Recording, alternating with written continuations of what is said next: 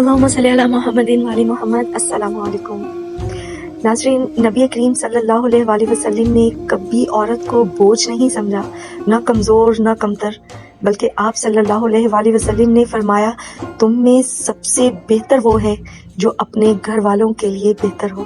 یہ ایک جملہ نہیں، یہ سوچ ہے جو گھروں کو جنت بنا سکتی ہے۔ نبی کریم صلی اللہ علیہ وآلہ وسلم صرف مسجد کے امام نہیں تھے، وہ گھر کے فرد بھی تھے۔ گھر کے کاموں میں ہاتھ بٹاتے، کپڑے سی لیتے، جوتا خود ٹھیک کرتے۔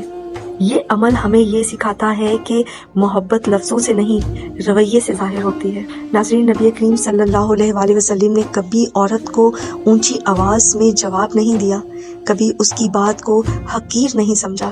جب عورت بولتی تھی تو آپ صلی اللہ علیہ وآلہ وسلم سنتے تھے۔ آج ہمارے گھروں میں سب سے زیادہ کمی صرف سننے کی ہی ہے۔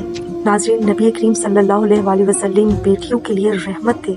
آپ علیہ السلام نے فرمایا جس نے بیٹیوں کی پرورش کی، ان کے ساتھ نرمی کی، وہ میرے ساتھ جنت میں ہوگا۔ سبحان اللہ۔ یہ پیغام صرف باپوں کے لیے نہیں ہے، یہ پورے معاشرے کے لیے ہے۔ یہ پیغام تمام خواتین کے لیے ہے۔ اگر آپ ماں ہیں، اگر آپ بیوی ہیں، اگر آپ بیٹی ہیں، تو یاد رکھیے آپ کا مقام اسلام میں بہت بلند ہے۔ نبی کریم صلی اللہ علیہ وآلہ وسلم نے کبھی عورت کو نظر انداز نہیں کیا، تو اللہ بھی آپ کی خاموشی اور محنت دیکھ رہا ہے۔ اگر آج کی بات نے آپ کے دل کو ذرا سا بھی سکون دیا ہو تو اللہ سے دعا کریں کہ وہ ہمیں نبی کریم صلی اللہ علیہ وآلہ وسلم کے اخلاق اپنانے کی توفیق دے اور ہماری عورتوں کو عزت، صبر اور سکون عطا فرمائے۔ دعاؤں میں یاد رکھیے گا۔ فی امان اللہ۔